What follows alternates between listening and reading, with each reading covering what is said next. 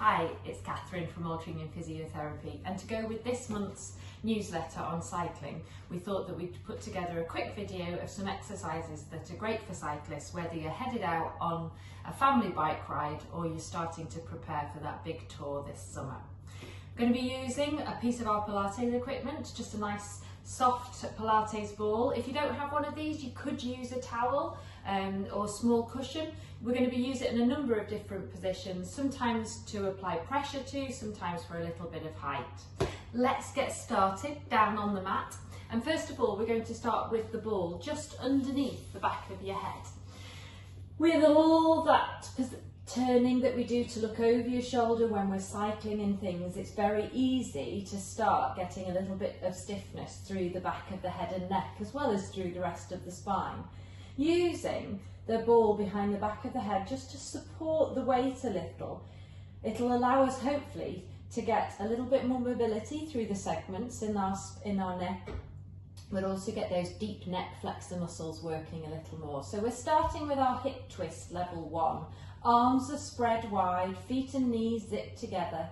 Taking a nice big deep breath in, and as you breathe out, we'll let both knees go over to one side and allow the ball to support the weight of your head as we roll and turn into rotation. Peeling the spine back to the centre, knees back to that mid position, head back to that midline, and we continue on over to the opposite side. And back to the centre. As always with our hip twist level 2, it's absolutely fine for your feet to peel away slightly from the mat, for the hip to peel away from the mat, but your arms are your anchor. We want to keep those arms spread wide, rested down onto the mat to allow that mobility through your spine. And with the support of the ball, allowing that lovely increase in movement with control of all those small segments into the neck. We'll do this last one and then come and stop into that mid position. Rest your arms down. Take the ball from behind the back of the neck. You could place a little folded towel in or your Pilates cushion if you would like. And the ball is going to travel down and nip between the knees. From the feet being together, we'll turn toes out and bring your heels in line. You're resting your fingertips onto those bones either sides of your pelvis and starting with the small pelvic tilt. Opening those segments at the base of the back that again can carry quite a bit of stiffness, but also we'll start gently just applying a little bit of pressure with the inside thigh to the ball between your knees, feeling those muscles into the thigh start to engage. Feel the movement that you can get, feel that stretch, and then settle yourself into that neutral position, eyes of the pelvis pointing towards the ceiling there. We're going to keep a little gentle pressure into the ball between the knees there, and rest your arms down by your sides as we start taking the movement into a shoulder bridge. So we're starting to mobilise through the spine. Open those hips as we push the knees away and peel up into that lovely long diagonal line into your shoulder bridge. Pause and slowly and smoothly allow your spine to come back and down. If you had placed a pillow or towel behind the back of your head and neck, you might feel more comfortable just to take it out at this moment. Shouldn't feel any pressure up and through the back of the neck there. But we're feeling that mobility through your spine, both on the way up and on the way down. We're also opening through the groin, through the front of the hips there, an area that can get really tight when we've been on the bike there. So giving those muscles a chance to open and then firing up those muscles through that posterior chain, giving us that powerhouse that's going to help us along those miles and certainly to get up those hills. Could increase a little bit more work, pressing gently into the ball as you come higher and controlling that release as you allow the spine to return to the mat. Or adding in a little pause, maybe some pulses into the ball. 1, 2, 3, 4, 5, and slowly and smoothly returning back and down. Let's do one more. coming up into that shoulder bridge, and we'll hold 1, 2, 3, 4, 5, and slowly and smoothly returning to the mat. The ball's on the move again. If you take the ball from between your knees, just hover your hips and roll it in underneath your bottom. So it's going to sit around your tailbone. Feet remain at hip distance apart. And again, let's do that pelvic tilt. This time though, with the space underneath your back, because of the height of the ball underneath your pelvis, you're going to feel that you get an increased stretch. So we can enjoy getting that little bit more movement into those base segments of the spine that take a lot of pressure, both from that impact through the feet, but also the pressure of the upper body coming down and onto those levels. Find that neutral, which will be, as always, with the eyes of the pelvis pointing directly towards the ceiling. And now the ball becomes an extra challenge as we go into a little bit more stability work.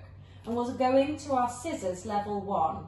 So scooping one hip and knee to 90 into that single tabletop, and then placing the foot back down to the mat. We're marching that side to side. Cycling there, you've got that alternating movement with the legs, and this is a lovely little series that we can practice to prepare for that. We're going to go through some progressions.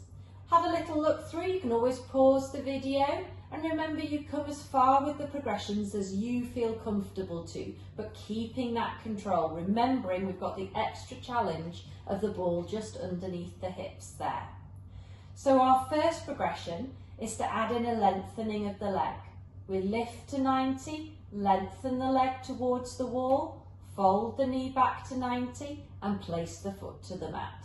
And we alternate that side to side. So with that leg lengthening to the wall, we've got a little bit more challenge through the muscles of the leg, both through the thigh and into the calf. But we've also got, again, increased challenge into those deep abdominal muscles and the muscles securing around your pelvis and spine. We can increase that challenge again by coming into our double tabletop position, much less stable. We continue first of all though with that one leg reach and return, just as we've been doing with the foot balanced onto the floor there. But you'll feel, and you may be able to see me working a little bit harder there to try to keep the control as I lengthen the leg out, firing those muscles into the thigh, maybe flexing the foot a little as well, so we're working the muscles into the calf. We can take it up higher again and go for that alternating movement of one knee folding as the other straightens. So we've got that reciprocal movement there, mimicking that movement that we'll be doing when we're on the bike. Keeping the control from your centre, making sure that you're not flattening the back, you're not arching forwards, and feel those muscles all the way through the legs working hard. Side to side. Let's see if we can finish this set with another 4, 3, 2, 1. Back to that double tabletop. Bring those feet down. So let's use the height of the ball now just to allow us to get a little bit of opening into the groin. Hip flexors can really get quite tight when we've been on the bike for a little while, so finding a way to get a stretch into there is a really good idea. Having the height of the ball, or maybe a folded towel underneath the hips, then lengthening one leg out, allows us to just get that stretch into your groin, into those muscles coming into the front of the thigh. Hugging the opposite knee in, we can feel a stretch gently over the back of the hip, but also increasing yet more on that lengthened side. Big stretches, so we'll hold. Allow those structures to adapt and change, and maybe we're looking at working to around 20 or 30 seconds each side with that hold. Really thinking that the heel on the leg that's lengthened away is sinking down, is heavy, is sinking into the floor, releasing those muscles that have been working hard for us. Then we'll bring that foot back down, bring the other leg back in, hover those hips, and we're going to continue with a little bit of mobility through the spine, coming into your upper back as we come over and onto your hands and knees. We're going to go into our pose of the child stretch. To continue the mobility into your hips, let's have feet together, knees taking out towards the edge of the mat there, so we've got that wide base. Using the ball now as a roller, we can roll the ball out in front of you, reaching your arms over the top and rolling your chin towards your chest. Holding onto the handlebars there, reaching forwards. We can take a lot of tension through the back of the neck and the upper back particularly. So this is a lovely way to reach and lengthen out, sinking into that stretch gently with each breath.